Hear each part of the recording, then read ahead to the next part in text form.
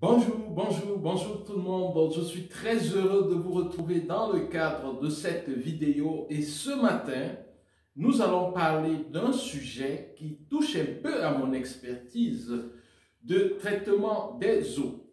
Vous savez, comment est-ce que l'eau que nous consommons se retrouve dans nos robinets? Vous savez, il y a plusieurs sources d'eau. Des eaux qu'on peut dire des eaux de l'espace. Et donc, elles peuvent venir par les pluies, les eaux de surface, des eaux souterraines. Et généralement, lorsqu'on veut donner une eau dans une ville, c'est-à-dire qu'on veut offrir de l'eau aux populations, le premier choix est porté sur les eaux souterraines. Pourquoi? Parce que les eaux souterraines sont probablement potables par rapport aux eaux de surface. Donc, lorsqu'on peut trouver une bonne nappe phréatique bien fournie, le choix est vite fait. On se tourne vers les eaux souterraines pour l'alimentation en eau. Et lorsque cela n'est pas possible, on se tourne vers les eaux de surface. Et lorsqu'on donne une eau de surface aux populations, avant de la donner, il faut beaucoup plus de mécanismes de traitement pour qu'elle soit potable ou du moins utilisable par l'être humain. Maintenant, ces eaux-là, aussi, il arrive qu'on prenne ces eaux, soit les eaux souterraines ou alors les eaux de surface, pour les mettre en bouteille. Et au Cameroun, lorsque une eau est en bouteille, les gens vous diront que c'est une eau minérale. Non, les eaux en bouteille ne sont pas des eaux minérales nécessairement. Une eau minérale contient des sels minéraux. Et très souvent, les eaux dites minérales contiennent naturellement des sels minéraux, à telle enseigne qu'on n'a pas eu besoin d'en rajouter ou de programmer, mais elles sont naturelles comme ça.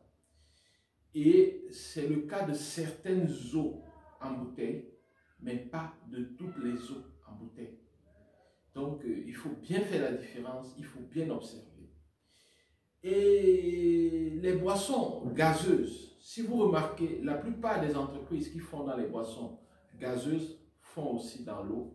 Et la plupart des entreprises qui font dans l'eau font aussi dans les boissons gazeuses. C'est parce qu'il n'y a pas une grande différence entre les boissons gazeuses et l'eau.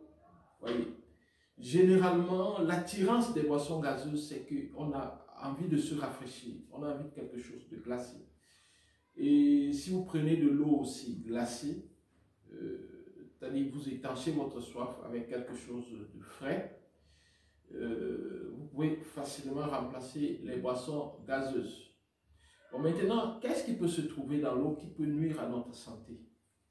Dans l'eau, nous pouvons avoir des bactéries, et ces bactéries-là pourront nuire à notre santé. Mais lorsque nous avons consommé une eau contenant des bactéries qui vont nuire à notre santé, il est possible que nous soyons malades dans les heures qui vont suivre, sinon immédiatement. Par contre, l'eau peut également contenir des produits chimiques, comme des métaux lourds ou les métaux légers. Là, nous pouvons avoir le fer, le calcium, l'arsenic, le plomb, plusieurs autres métaux. Parmi ces métaux, il y en a qui sont naturellement présents dans le sol. Et puisque ces métaux se retrouvent dans le sol et l'eau aussi est dans le sol, ces métaux vont finalement se retrouver dans l'eau et nous pourrons consommer ces métaux-là. Et aussi des molécules chimiques, donc des polluants qui peuvent être des pesticides, des médicaments, des résidus de médicaments, des produits pharmaceutiques et plusieurs autres polluants possibles. Vous voyez que dans les autres polluants chimiques, la plupart vont se retrouver dans l'eau du fait de l'action de l'homme. Comment est-ce que les médicaments peuvent se retrouver dans l'eau que nous buvons? Prenons un exemple simple. Vous buvez un antibiotique.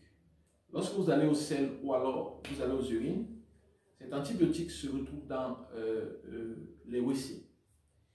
ça se retrouve dans les fosses septiques, ça se retrouve dans les stations de traitement des eaux pour les pays développés.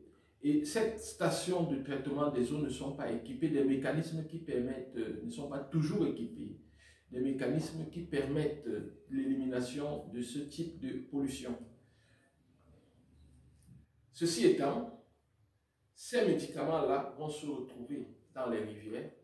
Et lorsque ces rivières sont prises pour donner l'eau potable aux populations, ces médicaments-là également se retrouvent dans les robinets. Bien sûr, vous me direz qu'avant d'envoyer aussi dans les robinets, on fait un traitement. Oui, mais très souvent, ces traitements-là ne sont pas prêts pour ce type de pollution parce que c'est un type de pollution qui a été découvert récemment.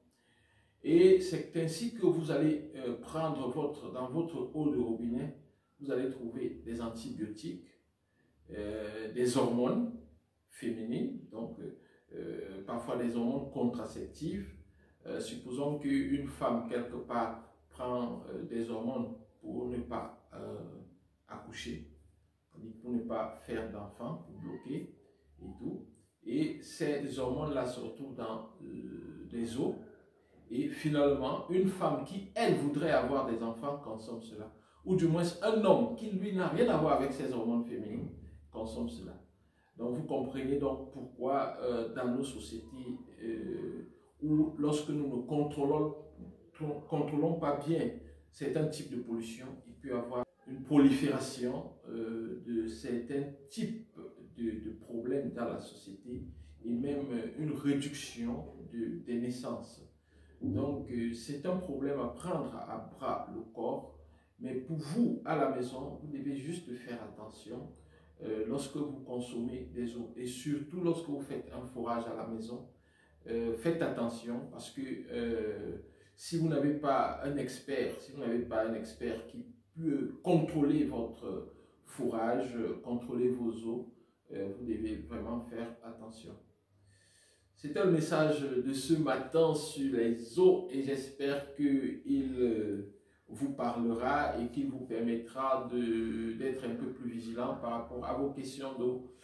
Sur ce, je vous dis merci et je vous dis au revoir. On se retrouve très prochainement pour une autre vidéo, peut-être sur l'eau ou sur le business. Bye bye.